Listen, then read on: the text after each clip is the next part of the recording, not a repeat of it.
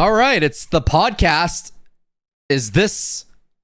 What is this podcast even about? Is it going to save Clash Royale? Whatever it is, I'm in. Let's see what they have. So much less damage would have happened if we had just been told, we heard you guys, we're going to work on it. At this point, where They heard us. How can we just do this completely? I'm in. This is a problem. It's our problem when we need to solve it. Worst thing you have had to Clash Royale? I wiped everyone's decks on Trophy Road. That was you? I'm the deck destroyer. He wiped everyone's deck? Why? Hey everyone, welcome to Clash Royale Overtime. This is a new podcast series that we are doing a pilot of today. We'll have a mix of people from the team coming in to talk things through. And we also have some creators that you may recognize joining us today who will be asking us some spicy questions Hold along on. the way. And we've got a lot to cover and a lot of interesting topics coming up, so we will dive into it. But I think first it would be good to do, a round of intros. Hey, I'm Jake Sirtag. I create daily content on YouTube. And Hello, I'm OJ. I also create daily content on YouTube. How's it going, everyone? I've been doing it for like 9 or 10 years. Hello, I'm Alpe from Royale API. I write blogs and do a lot of stats. So and that's nerdy Alpe. stuff. Hey, I'm Morten. I'm Clash Royale pro player and also a content Hey, it's the creator. number 2 guy. Hi, my name is Shane, YouTube channel in Shane. I upload videos every couple of months or, whenever I'm feeling like creative. And I'm Amelia, the community manager here on Clash All Royale. right. You may have seen me in past TV Royales and now also this. So welcome, everyone. Yeah, glad Thank to be you here. for having me. Looking forward to it. I got some important questions that I'm like really, really excited to ask and stuff. So, Yeah, They're spicy ones. oh, they're spicy ones. Looking forward to it. I hope so. I think it's a good I want spicy opportunity for us questions. to go over some of the hot topics that maybe Yeah. we haven't been able to touch on Yeah. so far in some of our Yeah, I'm hoping to like represent the community and just do a good job of like asking some of the questions that like are on everyone's minds right now. So Yeah. Yeah. And to be clear, it's not just me here on the episode. I will have team members joining the- me somewhere over here when they can. So there'll be rotating team Let's members move that coming in and out, upwards. to answer different types of questions in their areas of expertise. And we have our first Clash Royale team member in the hot seat. We have James joining us. And we'll have Tom joining us a little later on in the podcast. So maybe let's start Who's Tom? here. Hello, James. Hi. Who are you? What do you do? I'm James. I'm a designer on the Clash Royale team. I've actually been on the team for about 5 years now, coming up to 5 years. Has it been 5 years I with- work right now with James? mainly on Trophy Road, on economy, on progression features. But I've kind of worked all over the game in the time I've been on the team. Economy What and are some of progression. the things that players might So, like, recognize that you've worked. Books. So my first, I guess one of my first big feature in the game was masteries. Way back. Did he when. add masteries? Then the original Path of Legends, I worked on that, and We do like Path of Legends. banners and badges. Like that year, I guess I did quite a lot of design work on the meta side. all cool things. Yeah. Yeah.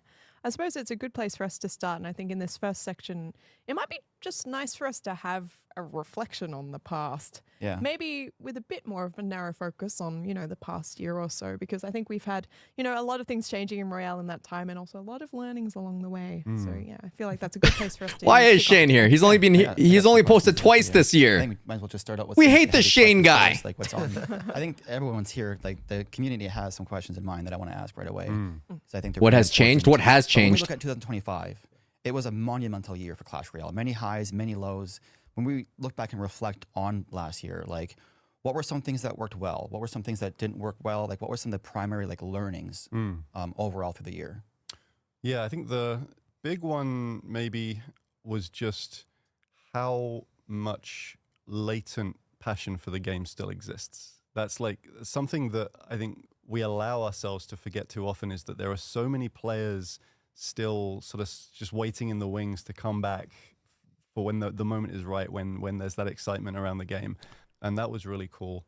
How much of that actually can be driven not necessarily by specific kind of game features or even like new game content, but just like memes and virality and just like shareable stuff that isn't down to something new that we've added, but just is some content that Tell them to you guys remove have heroes. cooked up, and it makes the The heroes rounds, ain't and going away. suddenly everybody's kind of talking about it again. These are like the big things off the top of my head. I think maybe the launch of Merge Tactics was obviously really cool because that taught us that there is this appetite for some content that is a bit further away from like Royale as it's traditionally been. And the other side of it was some of the stuff we've launched that didn't go so well, but we can maybe Get into cover that now. in a second. Yeah, for sure. We had a crazy year. It was awesome. And then we had like the update in December, which was like level 16 in Heroes. When we look back at like the impact that level 16 in Heroes had, like what is the overall assessment of like, you know, how Heroes are now, like the state of Heroes now that we've had time to like have some fixes on the Heroes? Right. Are they performing like as you expect, or are there further changes? Remove level 16? They didn't remove level 14. They didn't remove level 15. They're not removing level 16. The launch of Heroes and how we Who's look back the at that, Shane guy? because Does he even I was on post? the team when we launched Champions. Sorry, chat. What did How just we Shane? look back at that. What is the overall assessment of Heroes now? How are they performing? Are they performing as expected? And are there further changes that we want to see? Because I was on the team when we launched Champions. Yeah. Okay. And That went okay. I remember still how exciting that was. I still remember like the reception of Champions and how Don't tell me that because was. champions were exciting So that for Heroes are me, exciting too. Going into the end of last year, the idea of Champions, but it's cards that you know and love that get the abilities felt like a really kind of positive opportunity. It felt like it was you know, it had the potential to be something really exciting and huge. And now, like looking back at it, it was kind of Increase the sound for the podcast. Okay, give me a sec. Was it too quiet? And is it too quiet for anyone else? Oh my goodness! Did no one say anything? Let me see which audio track is that on. like gut How's punch that? to get that initial reaction. There we of go. Like, no, we didn't ask for this. Like, That's not why too loud, this is it, here? chat? And I think that was like the overwhelming sentiment that we felt at first was, no, like do the other stuff some more. Yeah, Like why are you going over to this thing? And it's like why is What did this he say here? about that? What was overwhelming? And I think that was like the overwhelming sentiment that we felt at first was, no, like, and now like looking back at it, it was kind of like gut punch to get that initial reaction of like, no, we didn't ask for this. Like, why Okay. is this here? I mean, why that was, I guess I'd be interested to hear from you guys. Like, do you feel like that was the kind of heart of the reaction at the time, or? I think that was the heart of the reaction. Why Heroes are just champions with extra steps that are harder to balance because a Little Prince and Archer Queen is balanced with the ability. A hero is just a card that's already balanced with an extra ability that can potentially make it stronger. I think inherently Or Heroes was there were more to it destined than just, for this fate. This is something. My this is a direction goodness. that we didn't ask for. I No, think it was like the implementation of it, where some people would Straight get a up, we didn't hero ask for it. and they would be like, "Damn, that's not the hero I wanted." And then, especially if you got the giant one at the start, there wasn't as much adaptation with it. So even if like some of them were really good What- and what was fun, that? much adaptation with it. So even if Shane, what was that? Get on call. Explain. Whoa. There's something happening behind the scenes. We need Shane on call, chat. What do you think? Am I overreading that face reaction? Something happened. like He just looked, what? That's right. Adaptation. some of them were really good and fun, you couldn't experience the hero mini P.E.K.K.A. because like the randomization Chat, how do y'all feel about 1.25? I'm going to put 1.25 and I'm going to put a poll. All right. of it. Unfortunately, the first impression just wasn't good. The initial hope was with the randomness that we'd be able to have like a more dynamic process of players like collecting every day like progress towards these things so that it wouldn't feel as like slow and chunky. 1.1? as We will do Evos and 1.1. Wild Shards did. Yeah. But well, two things went wrong with that. Firstly, we just didn't stick the landing anyway. Yeah. I think, 1.1 feels that- good, chat. that Good call. Could have been like just the numbers and the pacing that just didn't work out. But secondly, the way that heroes work in terms of the UI, in terms of just how you build them into your deck, is close enough to Evos that when the collection system was different, players were sort of taken off guard. I think there 1x was this for Shane. expectation, Oh, this looks like Evo and it's kind of shaped like Evo. Why can I not collect these in the same way? Yeah. And that's another really big learning. Yeah. I think like truthfully, the card concept of Heroes is really cool. I think it's actually even better than Champions. The fact that you can, have something that you're attached to, that you don't have to level up a brand new card. Like, the concept's better. It's just this, unfortunately, the first impression. And when people have a bad first impression, I think they stick with that. I agree with that a lot. I think like the concept of Heroes overall, I think is kind of cool on paper, but I think it was just like it came down to like the implementation. It was just so hard to get.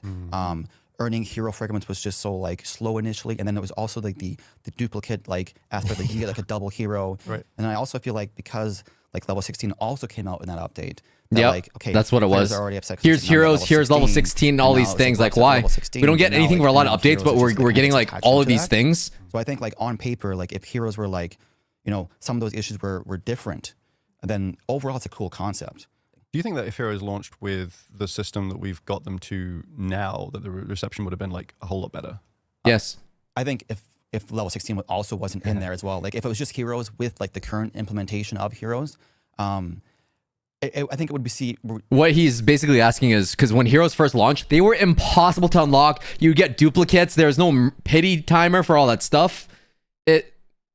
Heroes in its current state is comfortable where you can bypass Royale and get a hero. They have all these different events where spend 9,000 bones and you can get the Tombstone hero and stuff like that.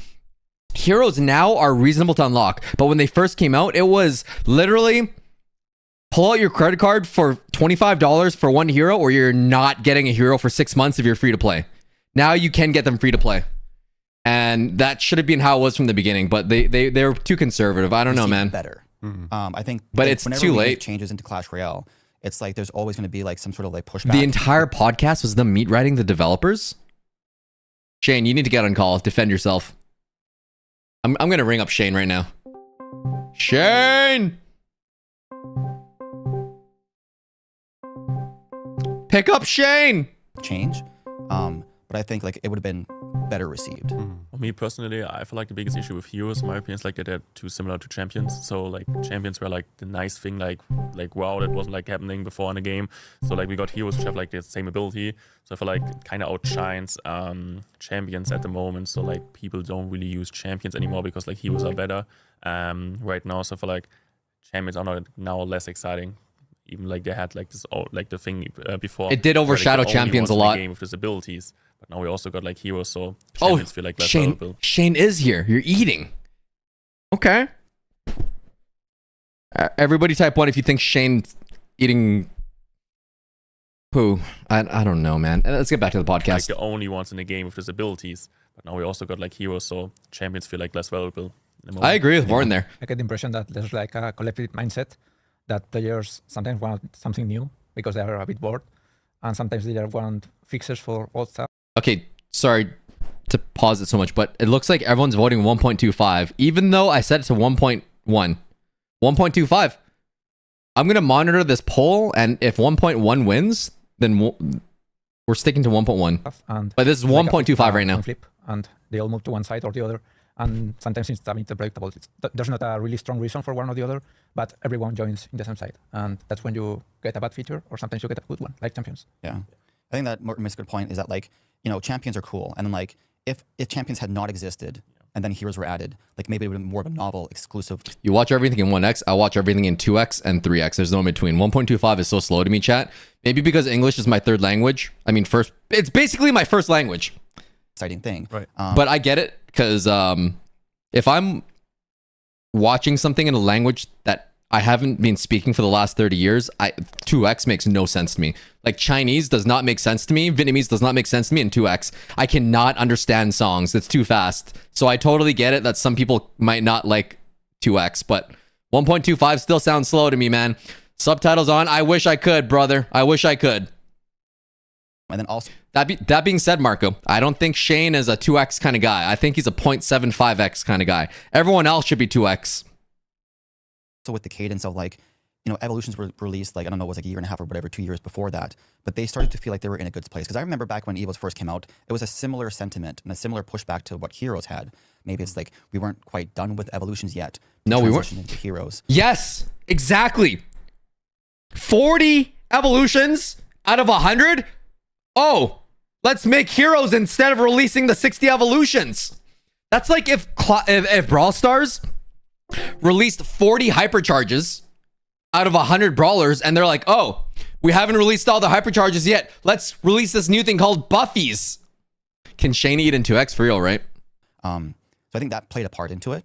And then maybe also just like the concept of some of the hero abilities was just like really kind of like unique and like far-fetched for like what Clash Royale characters can do. So kind of like pushed the needle a bit, maybe too quickly, too far in terms of like gameplay being like just different. Like, And I also think like the hero concepts that are coming out now, I prefer them way more. I like them way more. Like I think the Dark Prince was like really fun in my opinion. And I didn't like the mini pack example, like with the healing effect. Like people were already complaining about like Evo pack with the healing effect was like terrorizing the meta, and like everybody hated it. So I think it was like a bit, not the best starter heroes in my opinion, or like the best abilities. So that was like kind of, you were already like, Was I not invited for this? Yeah. No. I think that players I don't are want to be more invited for receptive this. card enhancements rather than really weird stuff that sometimes doesn't fit in the game. Yeah. So when something Shane feels really eat off, in 3x. it's easier for them to criticize it and be more negative.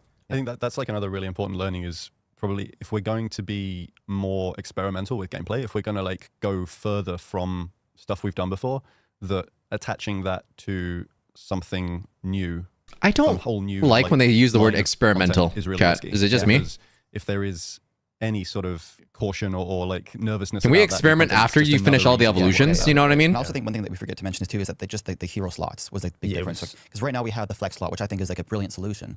But back when heroes first came out, it was just like 2 slots and that was it. And it was very like we were very bullish on like it's going to be 2 slots. This is the way it is. And I think a lot of the feedback was like this is too much, too quickly. Maybe it should be 1 slot for a while. And then we kind of just like kept going forward with that 2 slot mentality despite community feedback. So I think it's just a lot of like compounding issues that kind of contribute overall to this massive like change in community sentiment. It's like also a question with which I might ask, like with Evos, when Evos came out, we started with 1 slot and then we added like a second one. What was like the main reason we started with 2 there with like heroes?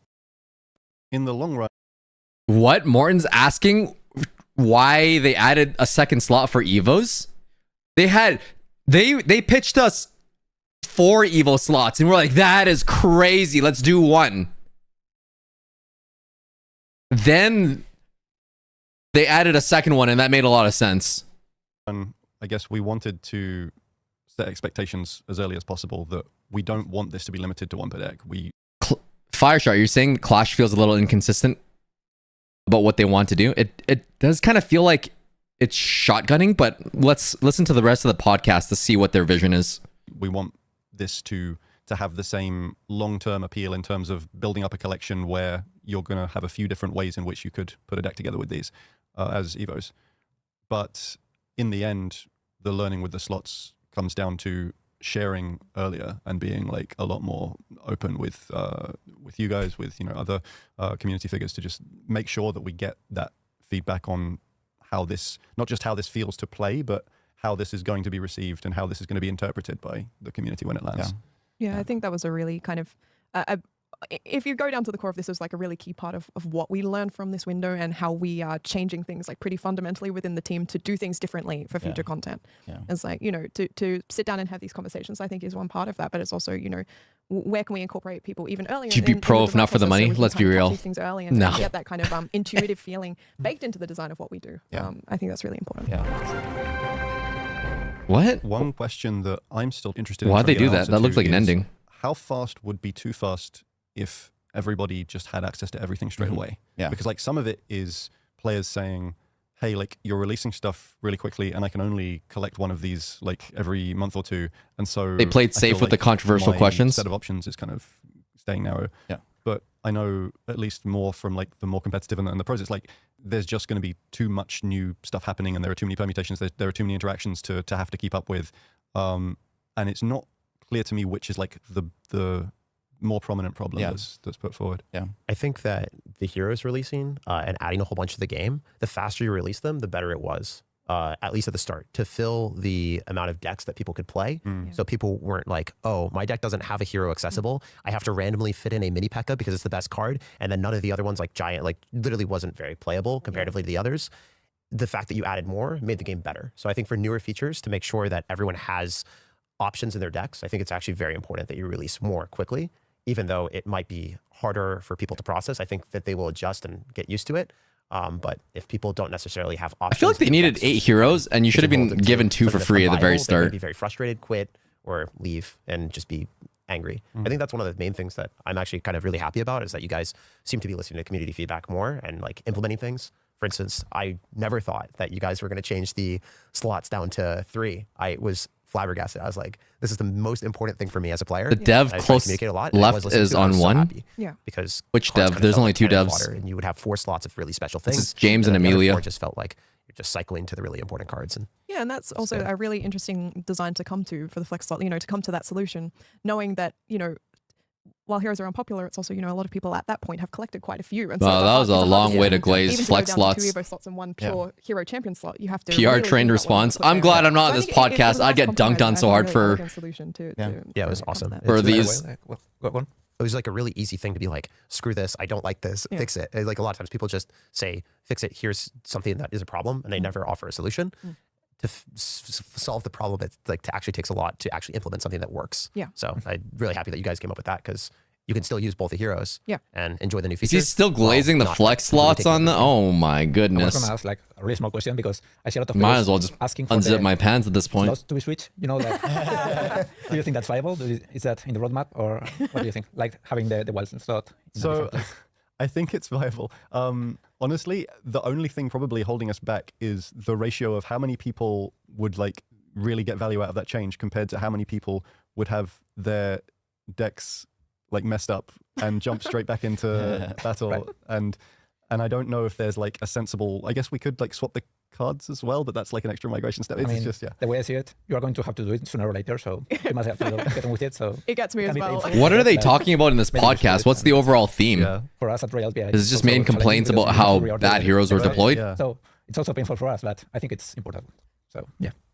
Okay, let me take that one back. Okay. Bourne wants to get out. Heroes in depth here about like the update, but there's also one other change in the update that was like negatively received, and that was like level 16. And so when we do an assessment, not only in 2025, but like beyond that, I feel like we have like a history now of like we've been adding a new level in every couple of years because it's having some sort of vertical progression possible for players is an important aspect of like in almost any video game. But based off of like the reaction to like all of these new levels, it feels like we've been kind of going through the same process of like elite levels comes out, players get upset, and then there's like this period of time where it's like, okay, then we move on, and then we have like a new level 16. Based off of like the reaction and like how things have happened with level 16 and level 15, has that changed the team's perspective or approach to how new levels are like considered? Or this better not be a PR answer. I want a real answer from them. Yeah, I think that's how are they going to approach level 17? You're right that for some years now, we've acknowledged that we do need to keep having some goals for players to chase. And when I talk about players here, I think it's easy sometimes for this picture to build that everyone could aspire to get to like top 1K in ranked, and that's like everybody's goal. But the player base goes way beyond the kind of hyper competitive. And I feel like not everyone cares about like top 1K. Maxing out a deck is like the long-term I've never goal. thought about being top 1,000 in Clash of Clans. Despite that, we've not managed to find like a formula for extending progression that doesn't result in these points of like tension and frustration.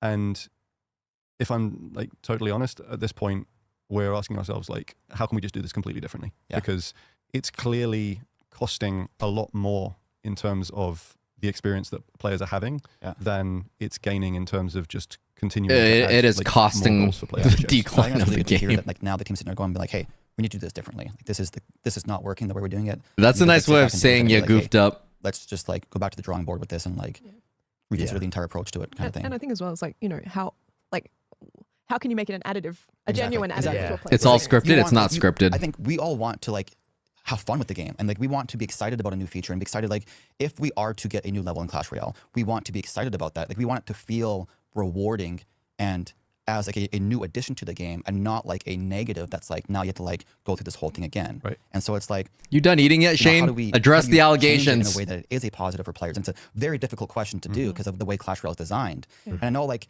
it's easy to say for players just to be like, oh, give everyone max level cards and like we'll all be happy. Did they randomly add level 16 for money? If you've ever played, I think his logic was adding level 16 for retention. It loses all of its fun almost immediately because it doesn't feel like a game anymore. And for me personally, like I know everyone's different. Like this, everyone plays for different reasons.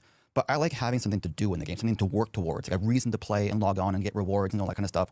So it is an important aspect. Morton, but it needs to be kill me implemented in a way now. that's like fun for players, right? Yeah, I think you hit the nail on the head with that analogy, because for some players, being given like a maxed out account would be like being like skipping all of the grind and being able to play the game like the way they want to play it. Yeah. And for other players, it would be like skipping straight to the credits. Yeah, exactly. And being It's almost like okay, beating, I'm done. like you beat Clash Royale when you have your deck, all Exactly. your cards There's maxed like out. two conflicting goals. There are some players who want to complete the game, and there are some players who want to play the game for years. Yeah, And mixing the two together, it's really complex. yeah, And it's hard. Yeah. Because for one player base, it's like that's when the Yeah, game they want starts. the The game opposite. starts when you have the collection maxed, and for the players, that's the end goal. Right. And so how do you Yeah. balance those two like player needs? You want to play in a way forever, that- or play yeah. a year. This is me or something such Shane that. carrying this whole You balance all your conversation. needs without alienating the other player base. Yeah.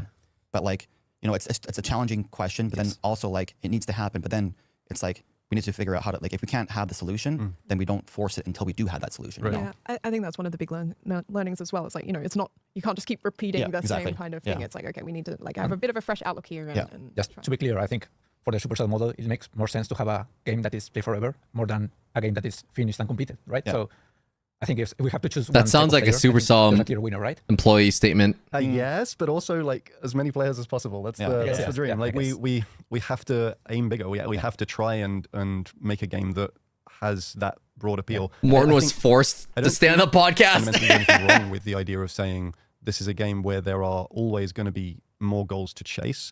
The problem, as I see it, lies in having that get in the way of the experience of our like most dedicated, most vocal players. Yeah, exactly. Like, that's the problem we're trying to deal with. I think it's tough because you can't really pick like one player base and then just be like, hey, this is the one we're servicing. It's like you want to offer like really What- pick, like, what one did player Morton base and do? just be like, hey, this is the one we're servicing. It's like you want to offer like things in your game. He's for getting one antsy because he has to sit variety. down It's for like so everybody long. plays for different reasons, and so you need to have something in the game that can cater to everyone. And like obviously, it's tough to like be as broadly as appealing. Like everybody that play the game can have a reason, but like that's the end goal, right? For a lot of players, it was like moving the goalposts. So like you finished your game, you're like, I'm set, I'm done, I'm in a great spot. And then they're like, wait, now my musketeer dies the fireball. And that would be like the type of interaction that would cause people to like quit or be really negative or just lash out because they felt like they earned something. And then it was like, damn, it's taken away. And yeah, it's like some people Yeah, they're not moving had level different 16. points on it. And it was definitely like different amongst different people. But it's cool to see that you guys like reflected back on. You're like, we're probably not like wanting to do the exact same thing again because it didn't work like 2 times in a row. exactly. And Like- it makes me happy to hear the different direction. Despite, you know, contrary to popular opinion, we really do listen. Yeah. We really do listen. Yeah. And we hear this, like it was pretty clear what the community expected and what they felt. And so we were very conscious of that. I think something to keep in mind just generally is, you know, like game development takes time. And we were already thinking about like a lot of the pivots that we might want to make, like based on that early reaction, but to some extent, you know, changing your roadmap and reallocating the development. Did Morton just roll his eyes or was he just bored?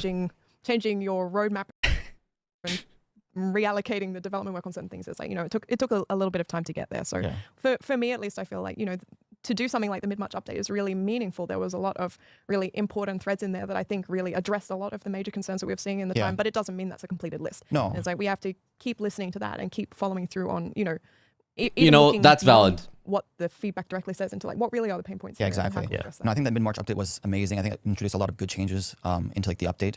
I think like the big issue was just like you mentioned like you're always listening, which is important. But then sometimes it's like if you're talking to somebody and they're listening to you, but they don't respond to you. Yeah. Like, do you feel like they're listening? And that's the important thing is like the community. That's how it feels like. It doesn't feel like there is, they like, are. this open communication, which I hopefully like this podcast is like part of that, like going forward of like what's being changed and like communication with like Clash Royale. What is Morton doing? I think it was He's something trying that real we hard were not to say lacking something. in, Yeah. And that we want to completely on the same page about Yeah. that. I think it was something. I'm gonna get some water while that sinks in. What is?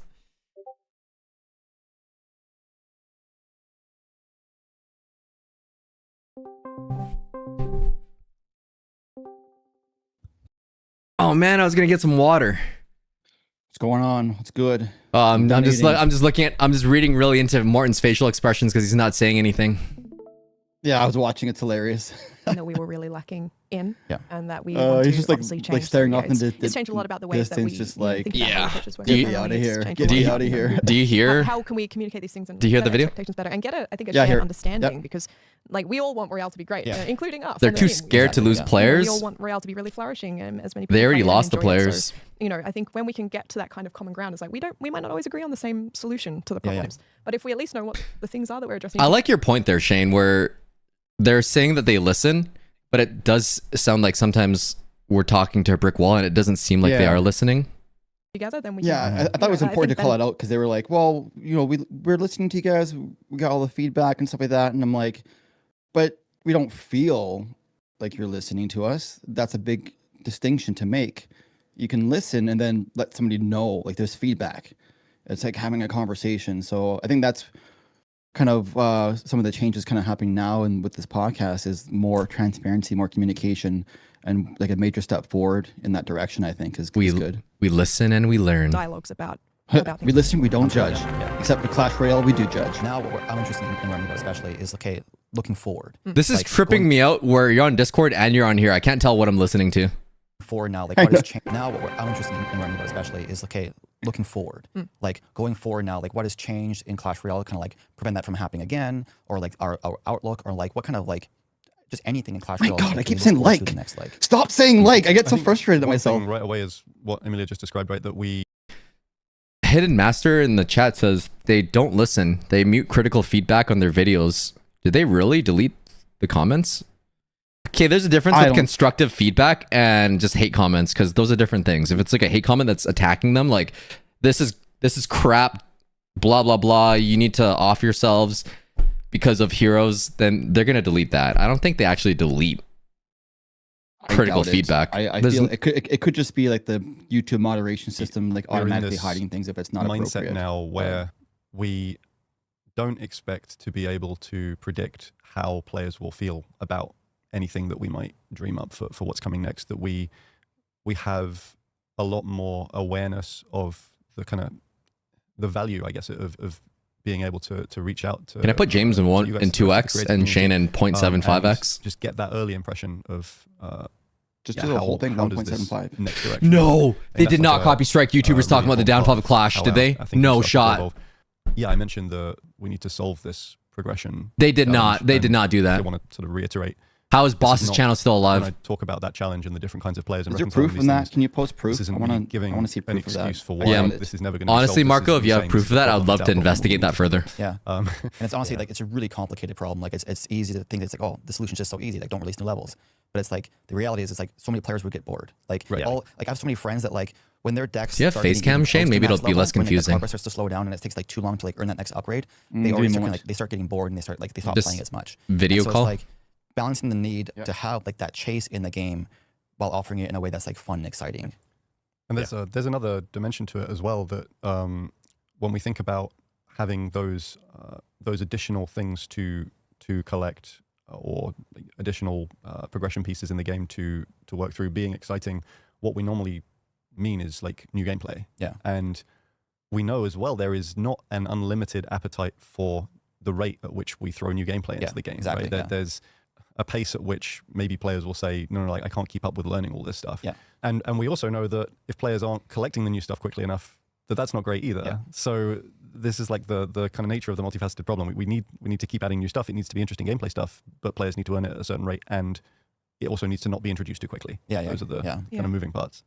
I don't know if there's any more we can talk about in what's to come this year. I don't know. I suppose what's interesting is by the time that this comes out, maybe we're starting to hint towards the next new card and all kinds of things, which I think is quite exciting. What's the new card? Tombstone? Anything else, throughout to the tail end of 2026 that we can get excited about? I would love to just like completely evil heroes. just like troll the gameplay guys by just talking about the new card right now. I can't. I really wish I could do that. Just bleep it out. Well, I guess one topic that might be interesting to talk about is the outlook for the seasonal arenas and Trophy Road, because we're about to go out with the new setup with the Dudek road, and that's something that we're interested in kind of continuing to iterate on. But I'd love to hear the sort of initial thoughts from you guys about like how that looks and maybe the direction that might go in if it turns out to be something that players are really into. I mean, my first reaction to like the new seasonal arenas was like really positive. I think it's a cool feature that I think like holds a lot of like promise and potential. I would love to see seasonal arenas that have like different rule sets and like different like whatever. Like maybe your evos are already like always evolved in battle or whatever, or like different card slots for just that one seasonal arena. Like I think there's potential with the seasonal arena feature to like do a lot more and introduce like fun and unique gameplay in just that particular arena that doesn't bleed out into like affect everything else. So I think it's a really, really cool feature that has a lot of potential. I think I found it a bit weird that, for example, I think one of the core concepts of this new arena is that it forces players or incentivizes them to try more decks, which is more horizontal progression. And it seems like that's something that is really important for more casual players which are more one tricks than more experienced players who are more versatile. They copy decks, they try new decks all the time, they adapt to the meta. So it's, I mean, if I would try to push new decks for players, I would try to use it for more casual ones because they are the ones that form more stick to one deck. So why did you like try it with these players instead of the others? So I guess the thing we're most interested in understanding is how far down the engagement spectrum the interest in playing multiple decks goes. Because we have a sort of a vague understanding of a hesitance for most players. Once a Hog 2.6 player, always a Hog 2.6 player. Learn entire new decks. So It's kind of true. having it open Once you have your to, deck, you kind of stay with it. a number of players that will kind of gradually increase over time by having it set at the end of Trophy Road. Well, I'm seems just like glad a I good never picked up starting point, Expo. because I think even for Yeah. players who finish Trophy Road, For multiple not everybody reasons. then goes on to play ranked. No, just for one a lot of reason. people will try out ranked and Oh, then okay, just yeah. bounce out of it because they're like, okay, this is a bit much for me. It's also, you know, it just it may seem obvious, but it's also, you know, quite punishing. It's like if I'm new and I have this thing I really love to play, and all of a sudden I can't like play it in the way that I used to, then Yeah. of course that feels like a poor experience. In my opinion, that like I think the idea is pretty good. Was it like also the similar goal It's of 2.0. Masteries, like when Masteries came out? It's only to kind of 2.0, not Shane. force, but like give players the chance to play different decks to get also rewards for that. So I think personally that's like a good idea because I feel like it's like surprised you're an watching issue it just Clash Royale has that people 0.25. always stick to one deck, of course for reasons. Chat But I can't think it's, handle like, more than important 2x. to try They'll be to like, find oh, your out a brain's way cooked. to Make sure. I tried people watching it also try out different 0.75 and it decks was like in a still way. too slow for me. Yeah, we were I'm like, I talking need to go earlier, it's faster. like players grow with a deck, they identify with it, and it feels like the later you do that forcing, it's the more difficult you do it. So waiting Matchup until you becomes are really unfavorable the longer you proficient in the play. game, maybe it's not the best, you know. Like No. maybe you should try to do it. No, earlier, that's and a it's skill easier. No, issue. Like, that's you're trying the no, more that's difficult ones. That's literally a I think- skill I think issue. Conversely, though, like if you make Yeah. it to the end of Trophy Road, you There's likely no have, such thing as like, rigged more cards matchmaking. upgraded It's to, like, it then does- do a different deck. It The doesn't even only make thing sense that's as a rigged is if player. you suck You enough, still you wanna start have one facing deck upgraded, bots. So it's like balancing like exposure At least to in different lower decks and ladder. different cards versus If accessibility. anything, to if those decks anything, and they cards. want to rig it so that you which are, win like, more separate because issues, I think. players Yeah. feel But I better guess about winning. Alpe's point, But though, it's not the, rigged. Like, there's no point to rig it. Really, if you look really early in the journey, It's not how it works. players It's are just playing confirmation because like the bias. card levels are kind of everything's just so all over the place. So it easy, doesn't yeah. actually matter. Yeah. So it's not like this is a forever problem. It's not like Yeah. players begin with this mentality. We created the problem. Right. Are they Exactly. gonna talk There about is merge in definitely this or no? something to be done to say during the journey, Yeah. like we're encouraging this in a way that I can't remember if we Yeah. talked. I don't I think we it's at discussed a merge certain too point in much. progression, you reach this point where it becomes too hard to upgrade your other cards to keep up with your main deck, and now that becomes a point where it's like you lock in that main deck and then you pour all of your resources into that Yeah, I one mean, deck. it makes a lot of Like sense. at, I mean, at mid ladder, so it's like you experiment for a bit, then you lock in. But it should be like maybe if it was still more accessible, like even at that mid ranges, then you wouldn't have to lock into that one deck permanently. Truthfully, I think it was like by far the best part of the update, and like the main thing that I've been seeing on other pause here content for a creators' second? pages is What's the best part of the update?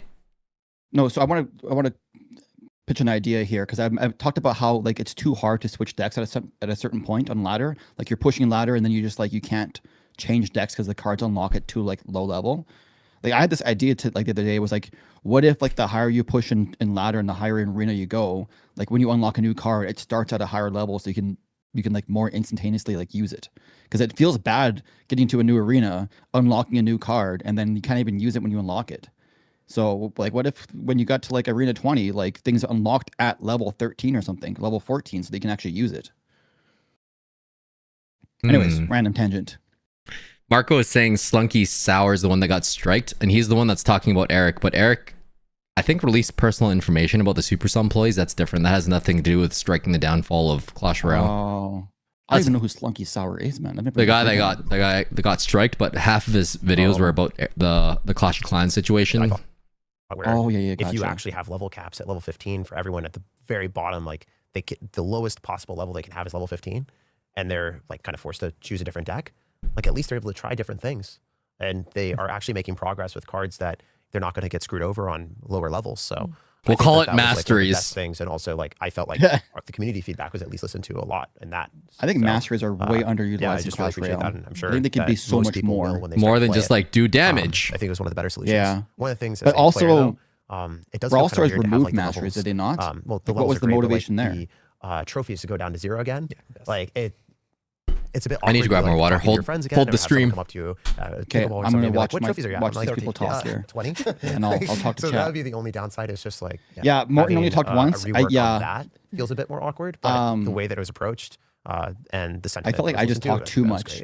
Yeah. I think I did enough would be, talking like, for kind of everyone. I cool feel to have, bad watching this back right now. It's just I just didn't stop your talking. Ranked score, everything together in a single score. I get that frustrated measures watching your myself right skills as now. a player. And it will also incentivize you playing more things because you would increase your total score as well. I agree, because like if you talk now, like back in days was always like how many trophies Yeah, you have. exactly. Right now, like Was so somebody important. asks me how many trophies I have, I'm like, I don't even know, because I'm personally not playing Trophy Road, but like other players are. But I'm like playing rank and ultimate. Oh yeah, champion. that's a good So point. I that wish I would could be pause the stream right now for It's like juice. a huge disconnect But- between the top players who care about ranked and the casual players who say, "What ranked? What's that?" I don't even know. Yeah.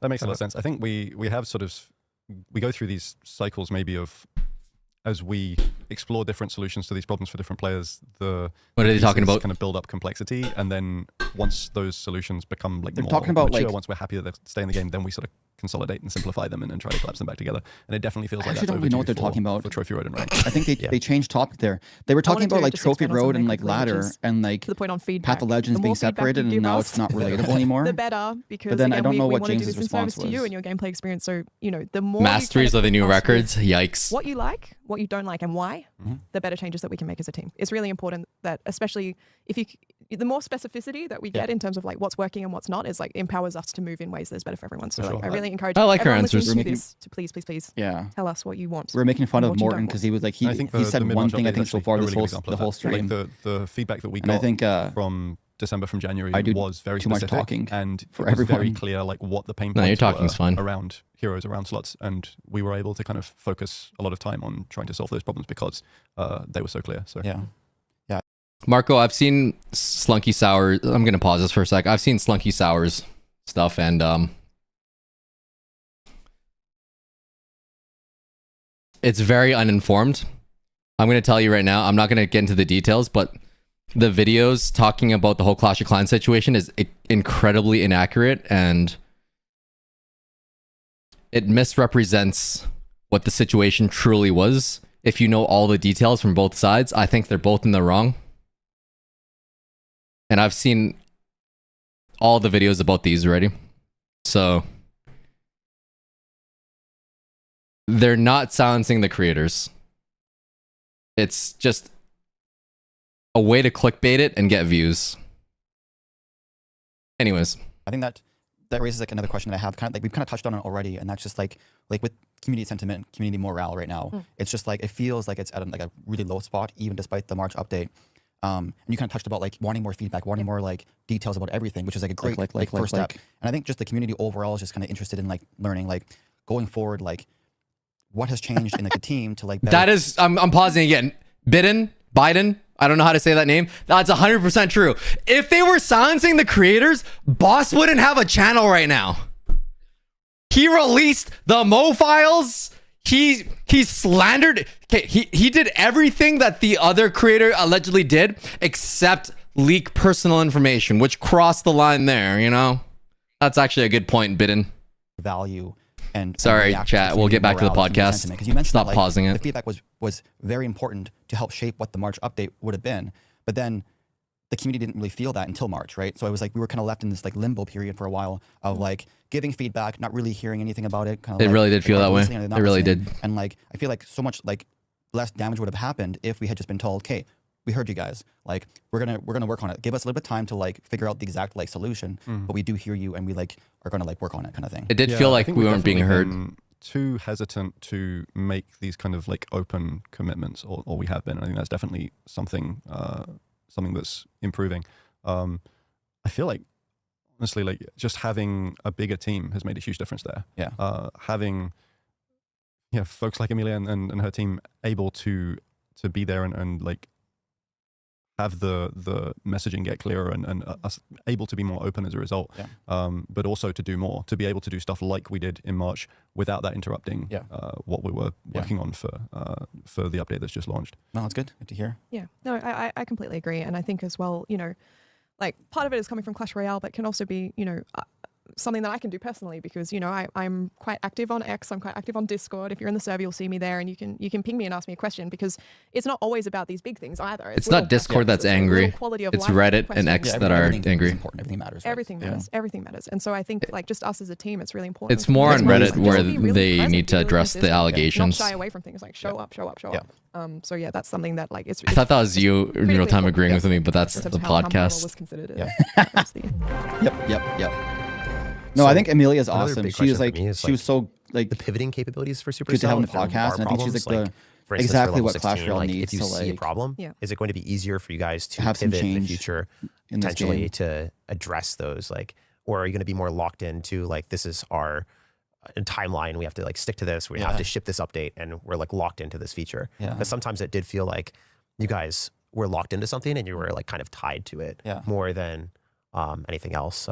And I like obviously like eventually it is all ironed out and fixed, but sometimes that felt like that was the case before. Amelia does seem very, she is very nice. Point at which it becomes harder and she's great at her job. Change direction. And she has this like calming demeanor where she like anything calms everything stopping us down. from saying, nope, cancel the she's whole so thing, like, but like the kind of investment and it's not bullshit. I think constructive in her biggest like one often actually communication. lies in things like the She has a way of like campaigns and making you feel heard and also videos. recognize. I can't. These kind of Both things you that and they James are value, going they take a lot of, at the same time. I'm sorry, I gotta stop. I'll stop saying like. But to your point, the important factor here is, when do we learn the things that would cause us to pivot? And how can we shift that to be earlier? I think like hire a content creator. The big learning from last year is not me. I'm stupid. We should be having these hire conversations Shane sooner. We should be ideally, and I guess this is part of what you're talking about, Shane. It's not just about talking to you guys either. It is about how quickly can we make ourselves confident enough to say to the community, all right, this is what's coming. This is what's next, and that gives us immediately a read on how it's going to be perceived when it turns up. So. I kind of want to use that as just a small jumping point because I think maybe it's interesting for people following along at home who don't have context on the way that we work. I think that, obviously you guys as creators, you see a bit more of how things come about, but, it's not like we design which new cards are going to be coming up the month beforehand. It takes a long time, right, to design a card, even conceptually to design a card. It's hard to settle on a good, compelling design, even for things like heroes and evolutions. Yeah, you have a base card, but like to find something that feels like it works is a long process. And then there's art. And then there's marketing and those beautiful animations, they take a time to produce. So, oftentimes we're working like quite a few months in advance when it comes to like what a new content piece is. I think that for me, at least, an interesting learning from this past time is just like to keep that diversity a bit sooner. So that, it can be easy, I think, to overcommit maybe to a new thing. And I think we did see that with heroes. It's like, I agree that, adding a lot of heroes quickly increased gameplay diversity, but at the same time, there's still an appetite for other types of content that maybe could have been served. They should have had all the evolutions released first. Differently. And just to add on to that point, the different moving parts coming together nicely is another thing that I think requires us to think further and further ahead. Yes, we can release a cool hero with some amount of notice and we can make a cool video for it, but can we have like a great season that surrounds it? Can we have a game mode that really like shows it off well? All of these things together, I think, is the place where we're trying to get better at, and that does take a lot of lead time. But that's really exciting too, because then it becomes, okay, as a player, what I'm seeing on social media or the thing that captures my attention, then I see it in the game, then I'm playing it, then I'm in a mode. And so your experience like across whatever Clash Royale means to you is one uniform thing. It's not like what you see is then disconnected when you jump into the game. It all becomes one. I do have a final question for you, James, though. It's a bit of a tangent here. We talked about like 2025 and then like looking forward, like what has changed in Clash Royale.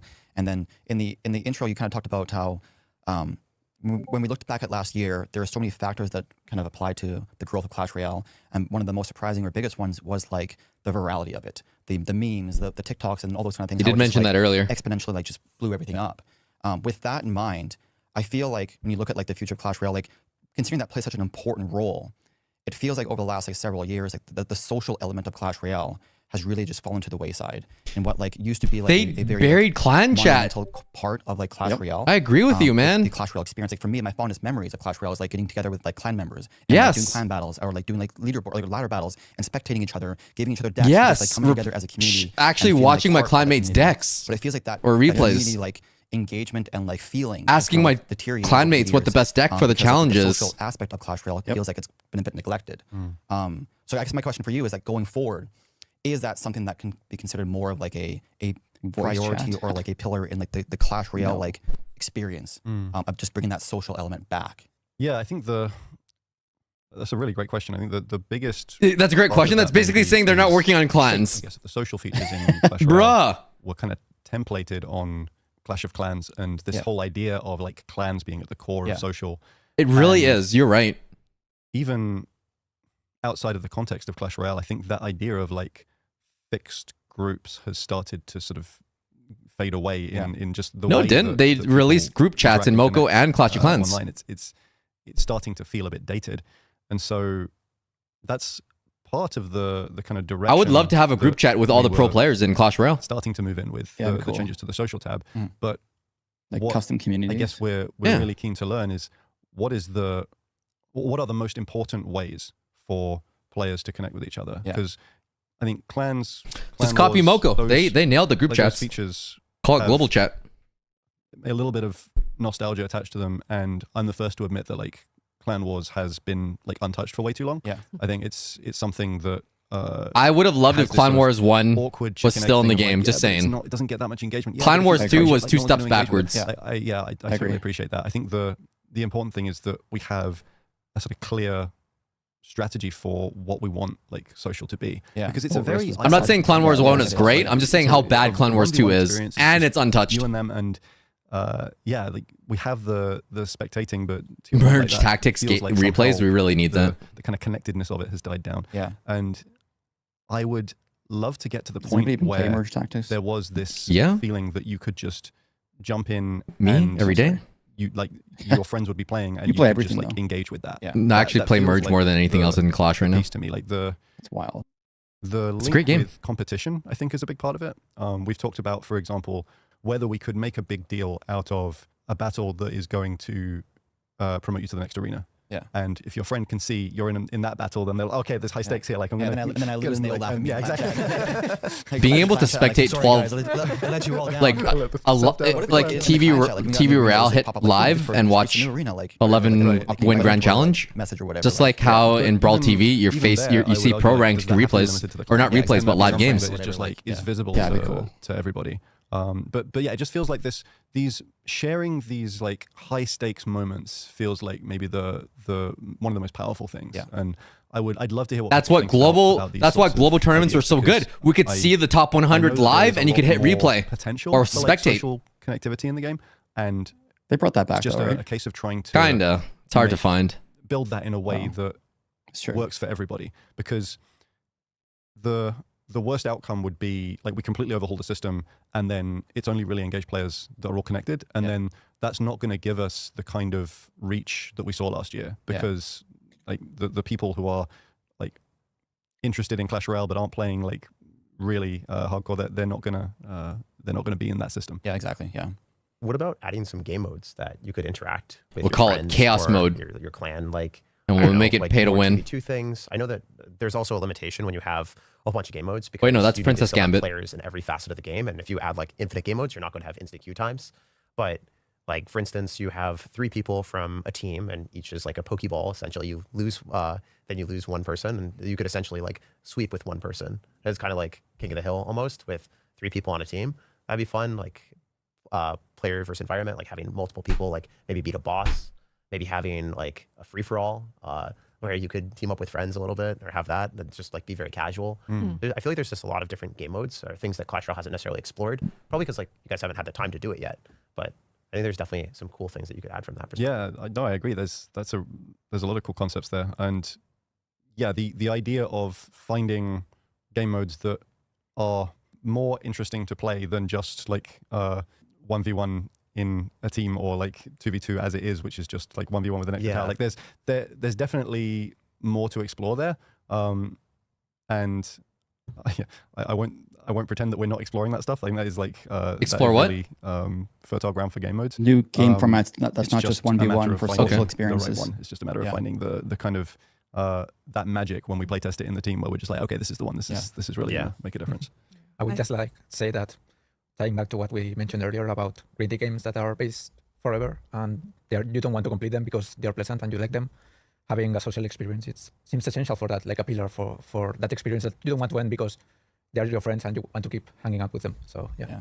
Friends kind of force you to play the games exactly. too. Like when I say like social, I mean like beyond clan wars. I think it's just like the overall Thank you. feeling part of that community and like building in just different Clan like, chat. features or aspects of the game that They're talking about reinforce these that random feeling, right? So I feel modes. Like the stronger the what community were they is, going Well, I off think on? even if there are, it's bigger down picture than periods or, just like this. What I say right Thank there. you for bringing community still course feels like they're correcting. part of that and they're willing to Why engage were they for, talking like, about those next random update or whatever. modes? And so like reinforcing the strength of the community just through the various methods is like what I mean when I say like the social aspect of Clash Royale. And I think like hearing your answer is it's really cool just to hear like how like the importance of like battles and stuff like that and how do we like bring that to people's attention and how do we get people engaging outside of clans because it's not just clan based because clans have so many limitations. So I'm just kind of hopeful that becomes like a major like kind of priority going forward. And actually, just to add to my answer based on what Alpe just said, I think it is really also a kind of an area of interest to us how players engage with the game together, like outside of the game. Yeah. Like, for example, one thing we're talking about doing some work on is the not specifically like the private tournaments feature, but the tools that players can use to organize tournaments. Like you should be able to like be with a bunch of friends in a social setting and say, let's just throw a tournament together. Yeah, or like let's just do like a best of 5, but like have it like organized in game or Some like, sort of 5 people just do, customizable like, tournament where we can customize the customizable, decks like, just and in-person cards. event. If only creators had And- access to and this sort of feature right opportunities like now. that, I think are Wouldn't that be where cool if they could do that? I connect like, Yes, social if to only I everyone streamed could do that. Yeah. Or like a King of Deal If against only like, everyone playing that with wasn't 2 OJ friends had playing access to against, those like 3 other cool friends, like, features. You have it. Hill You have format, access yeah. to it too. Don't pretend you don't. Just like playing against each other, Do like I? having competition. Yeah, you do. It's in the creator website. And if Oh, someone I was able to like Jeez. donate a pass route to the winner in a game, it'd be Change during the whole I spent conversation money as on someone this, that but, like, invested nearly a it's decade of my life in not Clash actually, Royale. like, Thank you, actively bro. winning, but Honestly, donate yo, rewards thank you, that Hidden they Master. purchased in game for the winner. I That'd be did kinda not cool. intend to Yeah, carry the I can see conversation. that I point. just No, you really are. I don't think this podcast would exist without them. Yeah.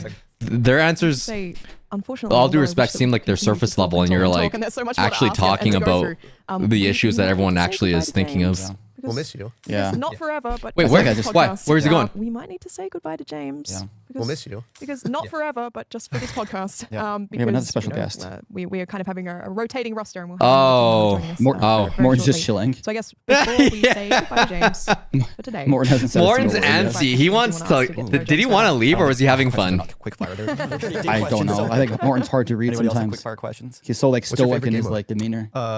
1v1. Nice. Oh. What's your favorite game outside of Clash Royale? Of all time, maybe That's a good one. Hearthstone. Oh, What's Okay. one thing you want to add to Clash Royale? Level 17. go to 20. Lame. Can I go back in time? You know what? That's not a quick fire answer. I'm sorry. I did have a question that was like, if you can go back in time to any point in Clash Royale's history and prevent something or change something that was changed, Okay. what would it be? That's a good one.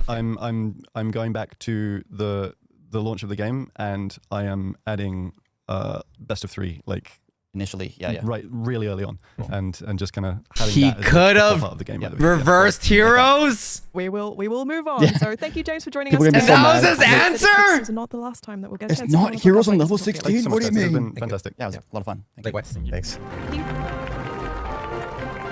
So for this next section of the pod, we're going to have a different member of the team joining us, and we're going to It's introduce Hi, Tom. Tom. Hi, I'm Tom. I'm How'd the you live know? ops manager on Clash Royale. What does that mean?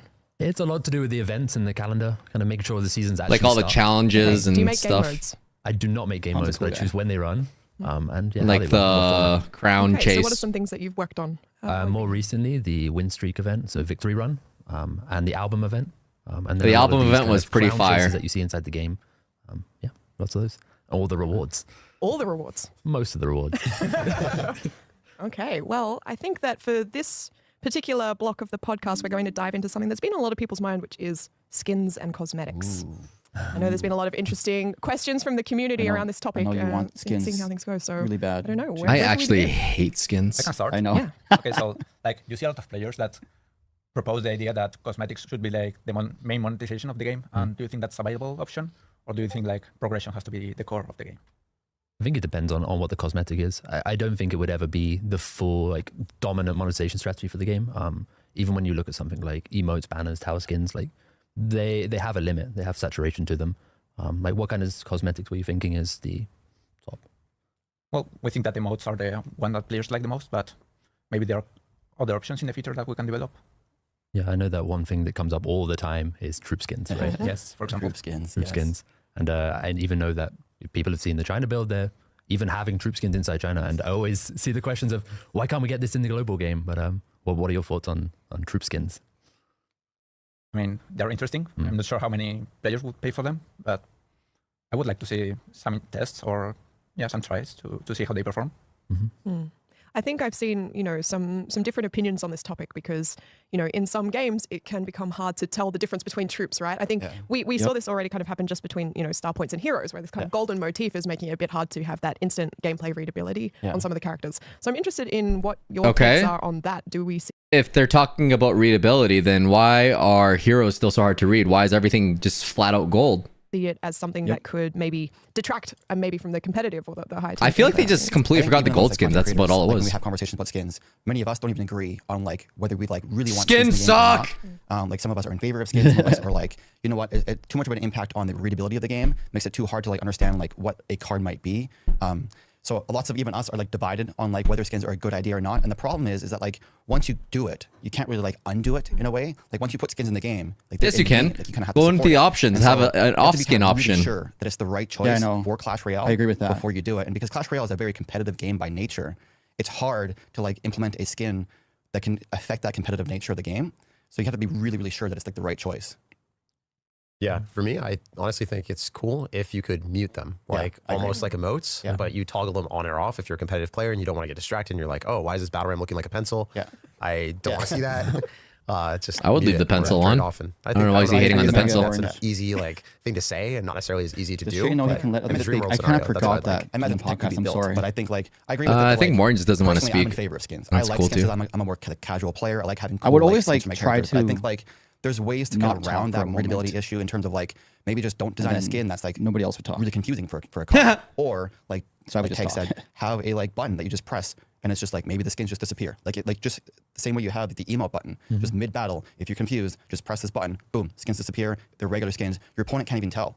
They don't even know that you press that button. It's just like it's just for you only, and it just persists every battle. You just don't see skins anymore. I think it's a really cool option. I think without the audio cues and visual cues, sometimes you might not know what it is. Yeah. It also is a lot more worked when you have something like evolutions and heroes on top of the card. So when you take Knight, for example, you would need a skin that has all three variants of the Knight. And whether it's the same skin and some other way of signifying it's going to be a hero, you'll know when everything starts going towards it. You just have one skin. Is that like right now with evolutions and then just have the diamond on top for evolution, skin already like for purple diamond and yellow diamond for hero. So like when a card comes in and it's kind of like purple, you know that that's an evolution version. Or when it comes in and it has like these gold features, you know it's a hero. And so like the readability is there in like an instant. You can tell in like a half second. I don't like that it's pure what kind gold of variation though. That card might be. Yeah, and so when you add skins to the equation, it can make it a lot harder to understand. Like, is that the regular version? Morton looking at? Is it the evolution? Is it the hero version? But I do think that there are ways to like navigate around that. It's like maybe the evolution skins up always there. have still those purple. Is that a light? Like, variants just to it, or features. Yeah. Yeah, maybe you could customize animations too. Like the Sparky shot would be like purple or something. I don't know. Yeah, I think you would definitely, for some guys, you would know instantly what it's going to be, especially when Mega Knight's like knocking back troops. Yeah. But like, what would be the skin? Like, what kind of skins are you expecting? So, like, what would be your favorite skin if you were to make one I see skin? some of the China build skins are pretty cool, but like I feel like they almost even border on like too like hardcore of a skin for like readability concerns. But like I don't know, like for my example is like the evolution executioner is such a cool card design. Like it's got these tattoos that kind of like glow and stuff like that. Yeah. I would love to see like more variations of that with skins where it's like you still know it's an executioner, but it just looks really cool. That'd be super cool. Yeah, I'd be more interested on a more competitive scene, and let's say CRL has skins. Like, would it need to be that when you're competing, it's they didn't mention star points at all. What was that all about? Spectating see the skins, but like, how would you? Yeah, it also kind of depends for like. I think like for a player itself, like I think it should be off because I think it kind of also puts you off and stuff. But I think it's like also hard to tell now because we're not used to it. So maybe it's going to be different then. But also I feel like might be like there need to be a possibility to have it off like maybe for viewers as well because maybe it's really hard to follow the stuff, what's going on and so on. So I think it's like really hard to say. And like I feel like it's also the reason like why the team is also like thinking about like why should we bring it, should we not? And also creators, we're always talking about it because it's like really hard to say now if there's like a ton of stuff going on the board, like a ton of troops. to see like which type of troop it is. So I think as a creator or like as a competitive player as well, there are like some downs and upsides for that.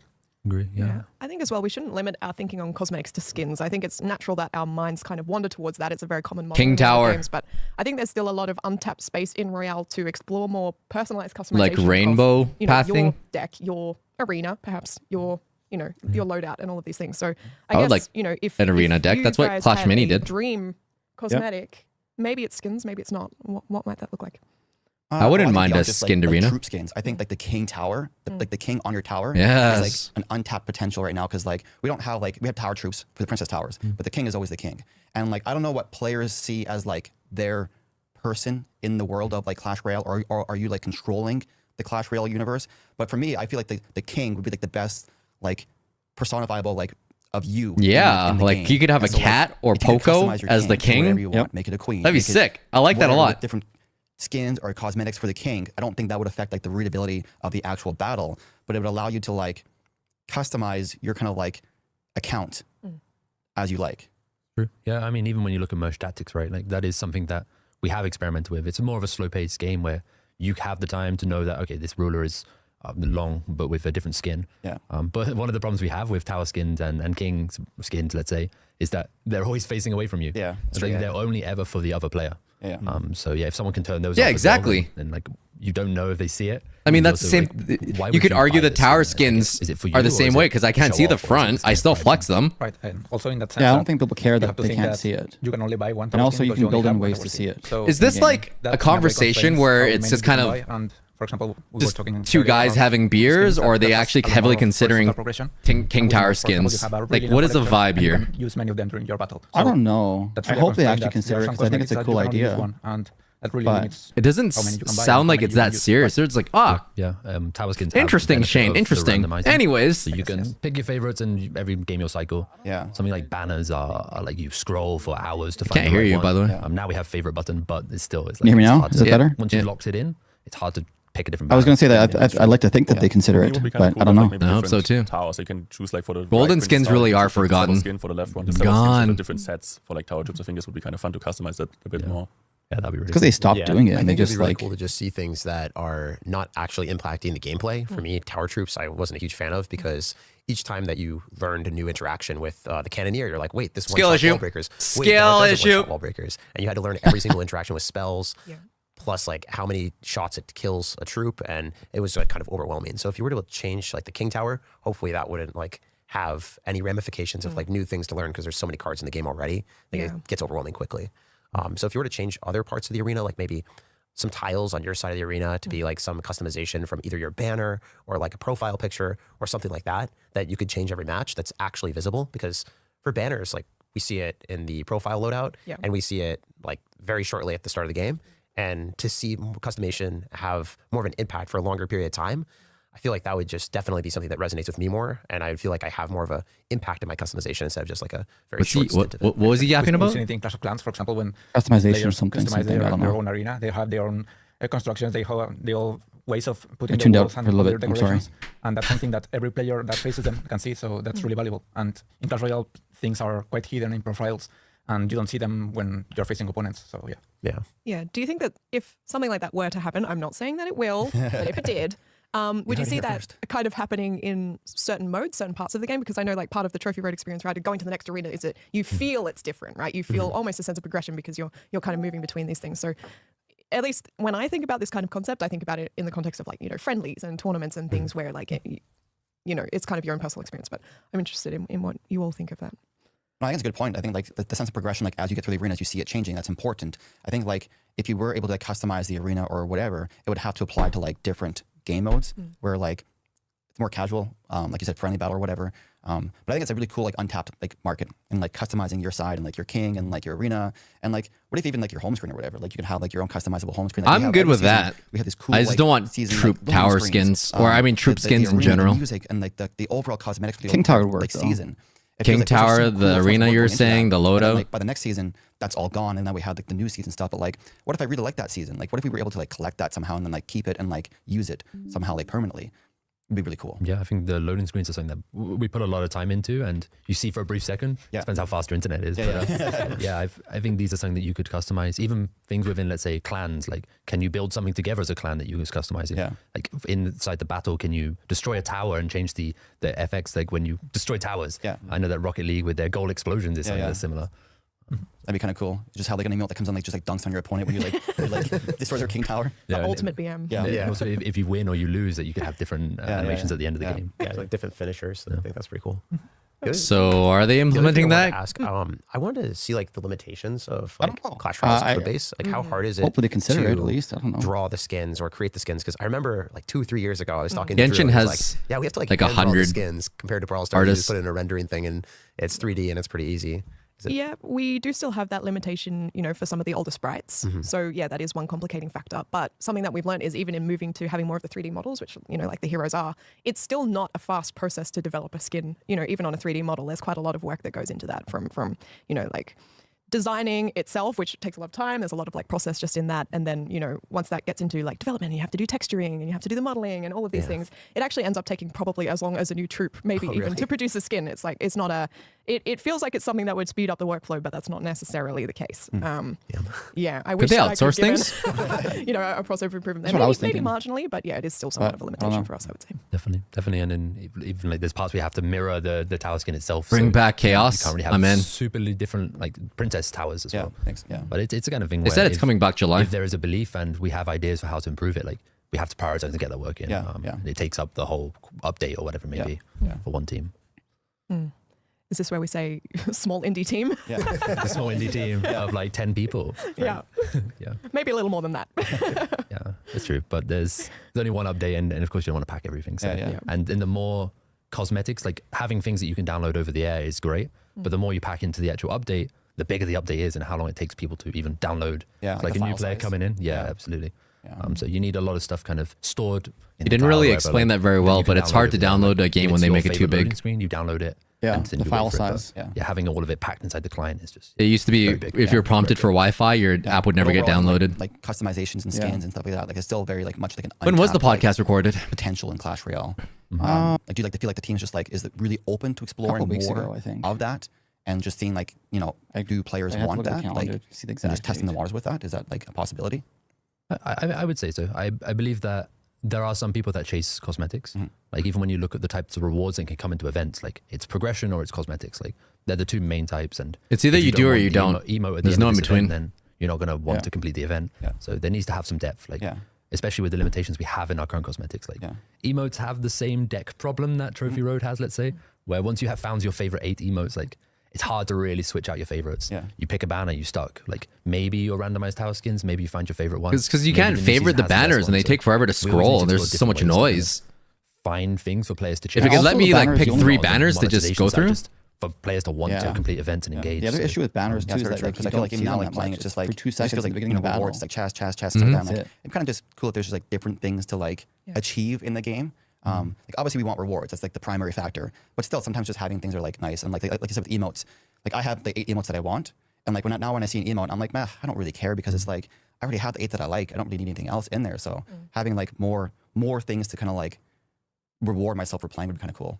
Yeah, and I would say as well, we're always kind of thinking of these things and prototyping things. Yeah. And, all of us on the team are big players, and we play a lot, and we have a lot of opinions, just like all of you do about the kinds of things that we want to see in the game. So we're always exploring those things. But to your point earlier as well, it's hard to put it back in the box. Once you start a new feature and you put it out, then you can't really reverse doing something like that. Yeah, exactly. So it would have to be, I think, quite intentional. Perhaps there's a way you could experiment with it in maybe in certain modes it can appear or things like that. And They maybe would that's have Ken on a there. way They that would we just could, bleep his dabble in introducing swearing. things without committing every second across word. the whole game. Yeah, exactly. Like I would love to see Clash Royale just like test the waters a bit more with like different things just to see how it does before like fully committing and like adding in troop skins, for example. I think Morton said just 2 testing the things waters this in different ways just to see podcast. how players respond to it if they like it or not. For sure.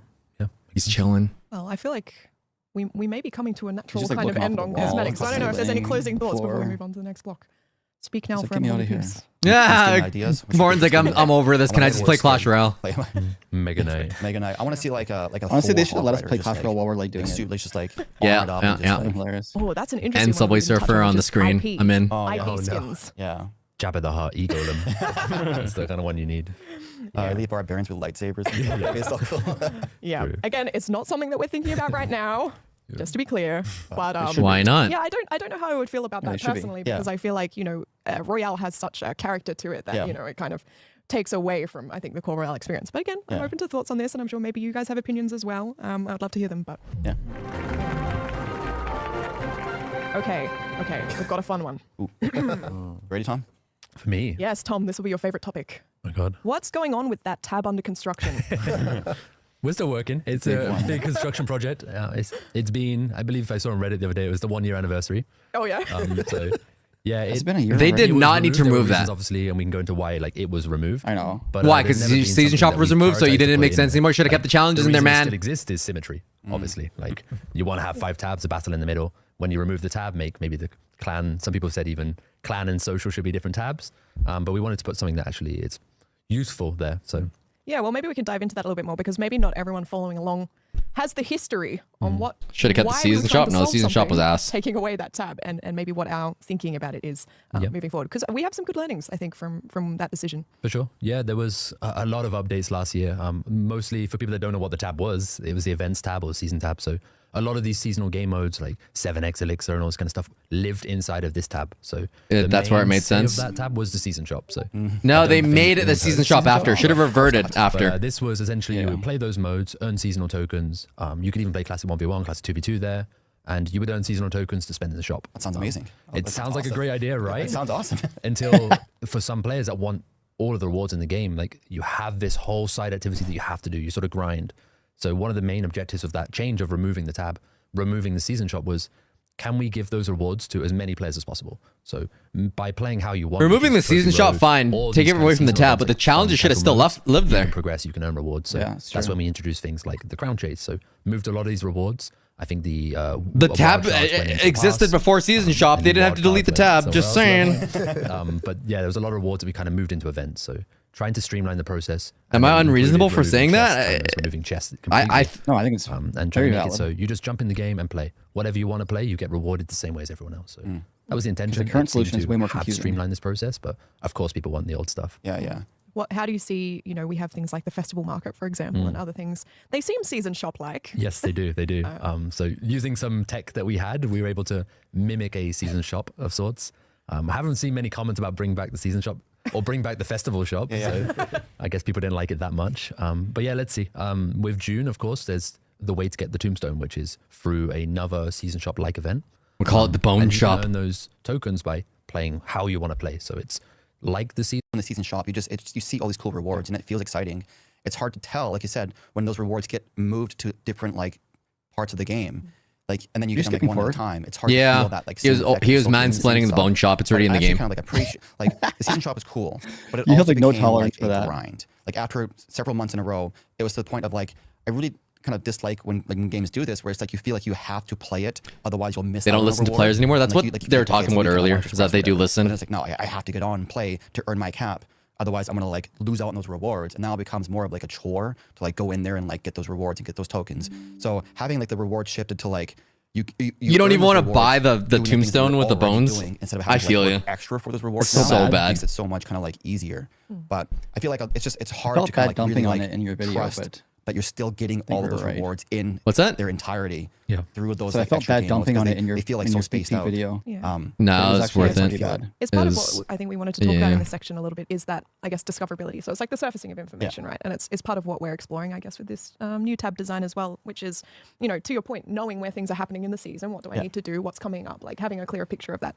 Right now, maybe if you're following us on social media, you might see the summary, but a lot of players are not following us on social media and they will not see that. So that information right now is not surfaced very well within the game, to be quite frank, and that's something that we want to resolve. Yeah. So Yeah. I was just thinking when the season shop was removed in that update, Yeah. I can't remember what exactly happened, but when you log in, if there was an in-game pop-up that was hey, season shop has been removed. The rewards are I now know. in these game It's- modes. And then If If you you speak a little bit slower, you won't have to say for players to I understand know. in game. It's my brain. It's my brain, man. I can't help remember it. if that was It was a thing. Yeah, there was a thing, and it was had a kind of My you brain could goes swipe so in, there's a fast bit more that I can't information, even- but it told you it would Slow be it distributed down. through different places, maybe not the exact specifics, so Yeah, for events or something practice. like that. So you would still get those people I remember seeing every month whenever I plan the event. On The Reddit tombstone saying, is so mid. where are I my agree shards? with you. Where are those free shards for the month? Yeah. And they would It's come, so and they would come mid. the week after. It's but one of the worst you just heroes don't in know, you don't know when existence. that event starts. So yeah, this is It with the fifth activates tab when you your talk about cryptophobia. like, Do you actually have that? what's happening in the season, Nah, when it's is it fake. starting, what have I missed, what are the big rewards to look for, Is it like, the fear of what is the holes? season even about, like where Yeah. do I find the bowler, where do I find this other hero? So like the fifth tab is going to move to a place where all of this information is at a glance, and you can choose the activities you want, plan your actual season in full. and Have see you seen what rewards this tab looks you like? kind of have the option to get. Yeah. How do you feel about the game mode switcher? No, I think this was the first time they talked the about game it. of Twitcher, Huh. it has its limitations, of course. So like there's even a lot of people, even on the creator side, where like, oh hey, I didn't know that league started, or the global tournament started. Yes. because it's How do hidden. pro players not know There might be a bug that a right now, global but tournament started? I That's think how there's, bad and more crappy that notification hamburger menu bugs is, sent to you and that's when you why go to that Switcher, fifth you'll tab see a should label still that says new exist. event. But it doesn't work that effectively, and for people that don't even know it scrolls, like a lot of stuff is hidden kind of below the fold. So Nobody when we knows talk it about having a scrolls. place to see The what's coming hamburger in the menu is season, buns. That includes game modes. Even if they link you I back feel like the to UI this game mode overall just Switcher, gets a bit more just seeing when they're complicated starting over I time. think is important. It's And more a confusing. few more improvements to Switch itself. So confusing. Yeah, that would be really good. Yeah, for me, the challenges, I just like randomly will go in the game and I'll be like, oh, wait, I'm recording a challenge at 2 a.m. I forgot that this was going to happen. Where Yep. it was very clearly like on social media, but it's hard to like follow. Why do I Like, keep there's, like, a supporting this pop-up game? Off to the side, kind of like how you have the roads or like The core of it is tabs. still fun. Maybe that'd be cool for the challenges. That's the main thing. But I do want to say I really appreciate the fact that the seasonal shop, like it forces every single I person will to play say, every if I couldn't challenge. expense the And monthly moving season away from passes, that, I if you're just probably wouldn't the be game playing as much as I am regularly, it is now. Significantly better to accumulate. Like, all it's those nice that I rewards have a maxed by out just account for free. winning games compared to. So I'm still having people fun. being really annoyed that they had to play every specific challenge. Like some people are like, I don't want to play draft for the 5th time in a row the month, and it definitely moved away from that. And then Yeah. also the seasonal shop, like I don't know if anyone remembers this, but when you had tokens that you didn't use and it got converted into gold, and you're like, damn, I really wish I was able to collect rewards. Having the rewards auto collect for you, or like When it in the auto event that you're not gonna forget collects to collect in Brawl those, Stars, just a it lot gives easier you and a it seems more the streamlined. benefit So I of think the it was a doubt and great gives you kind change of to do better that. conversion. I just super hope that the challenges that are not as Brawl important are and then still, like, Clash visible, Royale and Clash of at least Clans for me. like under converts for Yeah, you. that's It's a good so point. bad. It's so You get your punishing. season It tokens, feels whatever, just and you like didn't spend it. If you so didn't bad. forgot for, like And an you hour, just, and you like, missed don't the wanna play cutoff, anymore. you would log in and it's like all of your tokens are gone, and it's just like you get nothing. Like, Yeah. I You'll support me for any other game I play. I played and then Subnautica. personally, Watch for me, that video. I would go in It's the pretty season shop fun. all the time and just buy like the one. Shane plays Subnautica with us. Your evolution. The new That's all update I comes would out buy. next It's, like, the week. most valuable thing in there. I'll buy you So the it's like, game yeah, right now. Are you this gonna play it? shop with like all these kind of like cool rewards. I will. I I will. can gift it for you. afford the Naturally, game. you're just buying that one I don't reward. care if you No, can I- afford it or over not. and I'm over again. buying So it for it's you like, right now. like, Are you just gonna give me play a it? reward for like playing, and then like Probably Get rid of all those not, extra to be steps. honest. Then I'm not gonna. Even I'm not mentioning gonna that waste my money there were then. only a few rewards that people actually claimed when you look at your data. Yeah, exactly.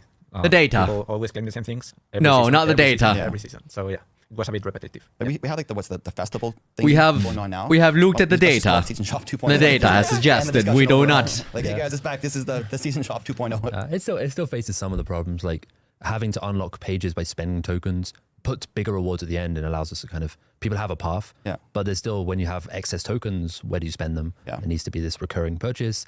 There needs to be quantity. Like it's built off of the current tech that isn't a season shop. So if we really wanted to make it a thing and people enjoy using it, then it needs to be put into an actual feature itself. Yeah, and I think that's the thing as well. It's, you're almost voting with your in-game actions of the kinds of things that we'll put our time into. If you guys are really loving things like, festival market and similar things that are like season shops, then yeah, we see that data, and it's important that you tell us on the socials as well, because we read all of that, and it's really important. And The data has spoken. things that you actually care about.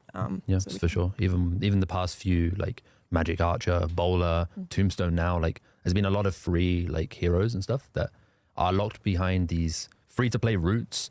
And which one's your favorite? Nobody Which one do you min-maxes actually all these want to routes, engage playing with Clan and Wars come up and with all the heroes? challenges and getting there's all a the way to get them bones. for free. You just have to kind of put the time in. Yeah.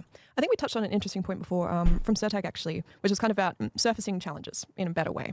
And I think it's an interesting, point of friction maybe sometimes, which is, with the home screen, there's only so much space to show things. And deciding what to surface without it getting too overwhelming is quite a challenge actually. Yeah. So I guess, to open up the floor on this. And Were the maybe we can seasonal workshop chests it not good? together Is, I thought I what's liked the them. ideal balance there? Because maybe sometimes I think we they tip a felt little too far. Maybe underwhelming there's too many whenever I got buttons on the one. home screen at times. Oh. And- Yeah. It's never like I forgot. Maybe I'm thinking of the Brawl Stars seasonal chests. We can organize Mini those. Pass 2.0, Mini Pass 3.0, just all these things being like click this. Yeah, With your code, of Spend course. money. Back coaching. Yeah. But there's a lot that fights for attention. Even when you look they away cut from the the part that buttons, said you've use got creative like, the coaching. shop tab that's glowing yellow. Yeah. You've got the clan tab, like after Clan Wars, it's glowing yellow. You've got notification badges up here. Yeah. Like you've got new on the switcher. You've got a new inbox item. Like at one point, and the background is maybe golden because it's a different challenge. So there's a lot that fights for your attention visually. Sometimes if I take like a few days off the game and I like log back in again, I'm just like overwhelmed. I'm like, what's going on? I'm like, this thing's like, got a message over here for me. Over here, this is flashing. This is flashing. I'm like, which one do I click on first? This gets crazy. You know, it's getting wild in here. Yeah. But yeah, to the point of like, how many buttons do you have in there versus being too much? Is like, I don't know. There's probably people smarter than me that can like decide like the optimal number. But I don't know. I think it's too much right now. Yeah, and even the buttons, like when you compare to other games, there are games that have multitude of buttons with like drop-down menus with even more buttons. But it's when I talk about these events where you earn crowns and get rewards, they would essentially when one ends, the next one starts. Yeah. And the button stays the same. Like you don't know what's changed unless you click in and go and see that event. Like when everything is always buttons, nothing feels new and nothing feels fresh. So that's another thing I found with events is like people aren't excited about a new event when there's always an event. So why do I need to care? That's true. One thing I've noticed is a lot of the events and the stuff that you guys have been creating, it seems like there's more thought behind it. Like the new event that's going to be coming out with a whole bunch of different cards, like Princess randomizing. Gambit. Yeah. Is that like kind of Just talking about the direction Princess that you guys are going Gambit? with those? Or? Yeah, I think when we talk about You gave some good game modes challenges in like this, Chaos Shane. I and Princess appreciated it. Gambit, like Good job. these are Well, thanks, games Rick. that have a bit more time. Like they're not just a try my 4-card best, mode man. or 7 elixir. Like there's time put into them, and we want to create experiences that are akin to the core game of Clash Royale, but a different way of playing it. So Princess Gambit, of course, is a bit more competitive. Chaos is jump in, whatever cards you're using, you may win. So these are kind of experiences that we do want to get to and also have somehow tied to the season. Like, why is Princess Gambit running? Well, it's the Princess Eva, right? Hopefully they invite me for a but when you podcast talk too. about Chaos, like why You are we coming back carried with this another whole season of Chaos? podcast. Like, what does it theme He's talking for? about Like, Princess why are we Gambit. doing it? So But everything they needs to fit within they this kept it framework. level It's like, 16 the what is entire the season time. and why should you care? That's not I fun. know. I was maxed out and I was like, all right, that's fine, but bigger. I wish they would more have, unique like- and kind of like higher quality. I wish that was a versus moment where having they a were bunch of like, these kind of, hey, mini game modes that are just like we 2 days or listen, whatever. we're changing it to tournament You can standard. help And reduce they some of just the like, clutter by having like 5 address mini the games that's like and that's then like what you're more simulation saying, that it by doesn't having sound essentially, like one they more listen, unique but game they mode for that do. season They really that do. is, like, longer lasting. But that was a And I moment think where they the could have Chaos mode was, just like, a ton of shown. fun. Princess It was the most fun Gambit? in Clash Royale. Level And, 16? Princess Gambit, I'm like really looking forward to as well. And I think Man. it's like the right direction in terms of like adding in some new seasonal flavor every month, but also reducing some of the clutter and some of like the there is no way they're like overstimulation level of game mode is just, 16. like, People are being gonna want to bombarded max with out things all that the they- cards. I think like There's no way that was the most thought special players are the process. most There's likely no to way. win So why games didn't they and reduce it have to fun with tournament these tournaments standard? and these special modes, and the other also And the also is it's likely 40 to cards, engage and it with was the random. drop-down You had no and find control different over it. modes. So Yeah. it's you're It's like the worst game doing mode to like test a out different multiple environment cards. for them. So you just want to target them. and you want There's to make it easy no for them, and way right now it's just not that was working the as thought well as it process. should. Yeah. Everybody's gonna want to max out now for So I Princess guess Gambit. For the sake of time, we'll move on a little bit. Let's talk Clan Wars. Mm. Because this is Clan another area with a Wars lot of 3. questions. Clan Maybe we're Wars feeling 3. like it hasn't been getting enough love lately. Yeah, Tom. Clan Wars. So tell us about it. Clan Wars 3.0. Clan Wars, clans in general, I think. So like the last thing we The did Moko, to clans and social Clash of is, Clans, group make it chats. harder to I'm get loving into Clan those. Wars. Do it. So That was the right step the right last change. Everybody join the so yeah, audio group social chat. tab, which now has different In- ways to Is get there a into limit Clash in Clans. Moko Clan and Wars. Clash Clans? Yeah, there is. It's From pretty myself, I racist. think Clan Wars can No, is there a be limit? somewhat Is there like confusing a and time consuming. 50,000. Member limit. There's a lot of Oh, that's- improvements wow. that could be Okay. made to Clan Wars, and massive. whether it's The a chats new are all system or it's an so improvement to racist. Clan Wars, It's I think crazy. that kind of thing hasn't been prioritized. Like, That's why they don't have voice each chat team in picks Clash their Royale. priorities. Let's say for We'd have to worry about other user. things like It expos just and never fell into berserkers. the remit of one person's, and it lives in this world where people know it's going to be a big undertaking to look at clans and redo clans. So Yeah. it's the easiest one to say push down. Dude, let's say. I have mods in my social itself chat needs a and we're little bit of banning love for people sure. and the I think racism I keeps almost coming up. wonder if, And I like, check other chats and they're so racist. It's the fact crazy. that, like Clan Wars 2 development is still lingering in terms of like, because that update took like a year. We had no updates for a full year. Hey, when Rick Clan Wars was part of 2.0 came out. So now 2.0, it's almost like right? this daunting, Clan like, Wars task of, like, 2.0? like, That was a even good for- deployment. It's like, you know, when you have like Let's blame a Rick. chore at home that you've been putting off and it's this massive undertaking. Clan and every Wars day you're like, do I 2.0. really want to do that? It's taking, like, a month to do 3.0. it. Or like Clan Wars 3.0 like a year. It's just like, Yep. it's such this overwhelming task, but like maybe we're thinking about it too. Like, Don't maybe put it's me easier than in that. Like, I don't know, like in terms of like My making bad. Clan Wars, My bad. overall, it's like how many That people was even true. play Clan Wars 2.0 at this point? Yeah, it's tailored towards more engaged clans, right? So for people that aren't in clans or have a smaller clan, like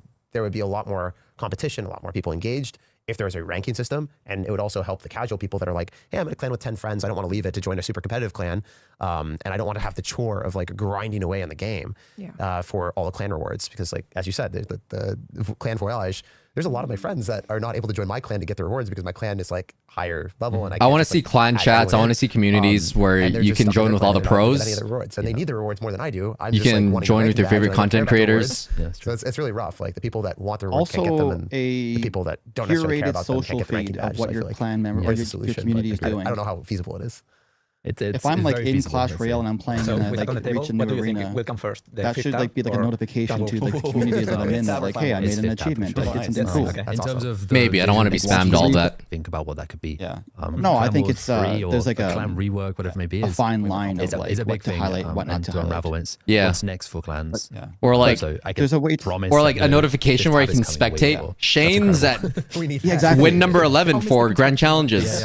Spectate now. Shane's one game away from the next arena. Like the longer champion. Yeah, exactly. People have like higher hopes. So there's ways to like bake it in that make it more social. Even as a team, if you prioritize without other just being parts like and it a sits chat. on the back burner. Exactly. Like either players think that something bigger is coming when it does come. Yeah.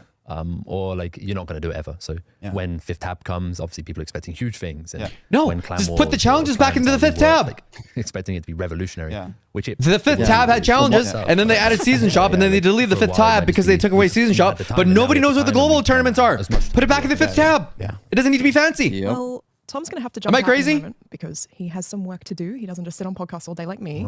But we do still have a little bit of time. If there's any Imagine quick getting fire paid questions Tom for this specifically, podcast. to get to know Tom a little better, perhaps. What's your favorite card?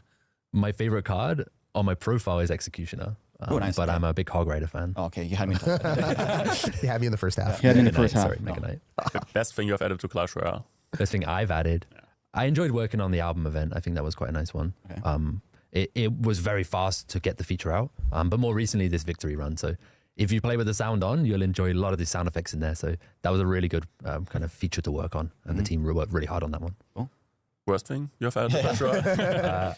I'd say the worst thing I did to Clash Royale is I think it was my second week. I wiped everyone's decks on Trophy Road. I remember. I'm the deck destroyer, but that wasn't totally my fault. But For the community, you're talking about spectate challenges, right? Rick was asking, would the 50K people see that you're about to achieve it or just for your personal friends? I think just friends having the feature would be more interesting, where I don't care if it's 50,000 people. It gets kind of diluted, but if it's just like your personal friend group, or like it's a pro chat and there's like 30 favorited pros in there and there's like, let's say 10,000 people, it's only the pros are like, oh, Morton's about to hit top 100.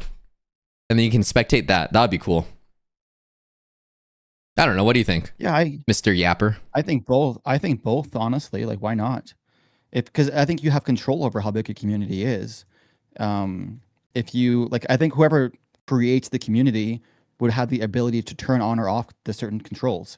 If you create a community that has 50K people, you can turn off like notifications. I think the achievements. Instead of having admins like Clash of Clans, you could have favorited players where it notifies you that they're doing a monumental game.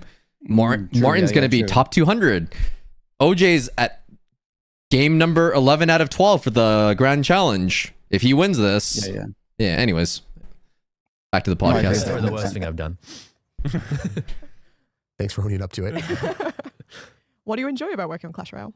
I enjoy the people. Team. Like what a PR answer. The community is what do you say? Very, very passionate. Yeah. And the team People? has the same thing. So with passion comes opinions, and opinions sometimes differ. So the team's passionate. We play the game. We love the game. And I've never worked on a game team like it. So where that comes with everyone wanting the best for the game. He wants which a raise. Maybe is not exactly how you envisioned it to be. But yeah, people work hard and people work long to make sure we try and make this vision happen. Yeah. So, And maybe something you guys don't know about Tom is I feel like Tom is a huge Clash Royale creator content consumer. And he spends so much time with the creators, talking to them, answering questions, but also just if you need to know anything about what's going on in the creator land, I feel like Tom knows it. He's seen it already before you even bring it up. So and my last year has been You stink, Tom. Leave work, I know you're do watching. work again with more and more content. Love you, Tom. So whether it's playing, I just hit my 365-day streak. Yeah. Or watching content creators. So yeah, or on Reddit. Who's your favorite scrolling content through. creator? my favorite content creator. Oh, why is it Shane? There you are.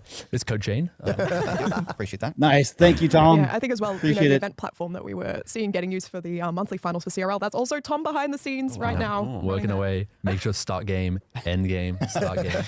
Hard work. Yeah. Yes. Yeah. 11 hours of it. Yeah. So I guess all that to say that we appreciate Tom. Yeah. We thank Tom. Thank you for coming on our Thank you. first Thank you ever for having me. podcast. So Have me on overtime. Who's well, next? let's not go over time. You've got meetings. Oh, Oh, thanks. I think that's actually it. Peace out, Girl Scout. I deleted all your decks. Bye. There's still 20 minutes left. Tournaments and Okay, real we'll life just events. For a while. Back to the questions. let's talk about Tom. Oh yeah. What do you want to say now that he's not here?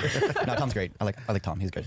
He's okay. Yes, well, you'll be dealing with me for this last section, but I think it's an important one because we're going to touch on, I guess, competitive experience around Royale. So by this, I don't necessarily mean, the kinds of things that we see in game that we were kind of just talking about, game modes and things, but more about, like IRL experience, grassroots, and I guess this meta level competition around Royale. Yeah. So, yeah. I've been so interested in that. I've asked it for pretty much every year. Yeah. Are there ever going to be more events other than just the World Finals for Clash? Because at least as a creator and as a spectator, and then also someone that originally started to do YouTube and everything a lot harder just because of King's Cup 2. Yeah. I qualified as someone Did that he go harder wasn't a after pro King's player or Cup 2? I anything at thought that he time. went pretty hard I was before an then. Invited pro player. I won $5,000 and I was to be honest. life I changing. I was still calling don't my know. parents crying because I was so happy. Yeah. I don't remember him I think crying, you have chat. an opportunity there to create a whole bunch more people involved deeper in the community at a level that they were never before. And I think I you would have remembered these if I saw memories him that are super crying. forward to I saw my favorite creator, I saw Shane or whatever. He got his autograph on my forehead. Nobody ever. Did you autograph his forehead? He's 6 feet tall. I 6 feet should tall. have. Sorry, I nerfed your hay a little bit. But yeah, having those type of core memories, Yeah. at least with connecting people to creators or events, I think is just an everlasting thing for a lot of people. I was wondering if there would be more opportunities for those type of events if that ever happened. I just have to say, I completely agree with you. I agree with all those They things. don't and I know. think you touched on a really King's important Cup thing 1 there. and That- King's that Cup feeling 2 when was you first walk sponsored past by it, or Google. that moment when you Google. first Yeah, it wasn't. that does unlock something in you, and it's part of in the Supercell. design for Yeah, Slurm. if they partnered with So we kind of spread the Google price again, tag it still wouldn't be a the little same bit more. because I People think would get just a Leicester and little bit Fuzz aren't of, there anymore. I guess payoff for the amount of effort It's that you put into because participating in something Lester like this. was So, like a top 2K what ladder the player. challenges are that we're thinking about as a team. So he ultimately, understood the Yeah. game Different and he accessibility organized all of because it. Not everyone is competing at the level of He had full Oh, creative if they make control. Clash of it. Royale- Royale, let's be Yeah. honest. If I they am make not Clash going Royale to good, then Zero. maybe more. And I know that despite people my would best be top efforts, it wouldn't matter because I'm not going to be 2000 at that and level. wanna So do it what again. is there in place for someone like me? And what are the moments that I have to feel competitive? And how do we think about what competitive looks like? Inherently, Royale is a competitive game. You go into a 1v1. Yeah. Every experience that you have with Royale is competitive. So it's really, I would say, an integral part of the fabric of what we do as a game and who we are as a team. And we're still working out exactly, where do we need to go to solve some of these challenges? But some of the things that we toss around amongst ourselves, is how can we support grassroots more? Yeah. How do we make prizing more accessible if you're running, a meetup in Helsinki and you have 20 people come? And They how do already you tried that in access towards, 2016. For Royale, or you're in a university and you're in a But league. what was against it called another back then? university. It was like Coffee and What can Clash or that look something. like that gives you those moments of feeling like a champion. It was deployed across all of North America, and it yes, I'm a passionate believer in didn't this. quite I believe that go that the hard. more tools that we can give Yeah, it to was the I think the It wasn't biggest even problem is confusing. there's no one on the themselves, team left that's been there for it's 10 years something like that I we really feel have, passionately and they too. So forgot about we these really all want these to bring learnings more, and tests. more tooling for creators to be able to That stuff's run not your own written down tournaments, anywhere. and have them be What was it a called, much man? better UX Train should have flow, asked how I guess, class for engaging, matchmaking especially really for those of you that works. stream. Bro, It's been a matchmaking bit of is time, it's we can make that smoother. not we can rigged. continue There's to nothing behind the develop that scenes. feature It's just because you find guys somebody in know your the trophy game range, so well, and you know you what match your up. community will like. So Yeah. let's give you. That's the tools to basically what it design is. something that's really going to activate the people.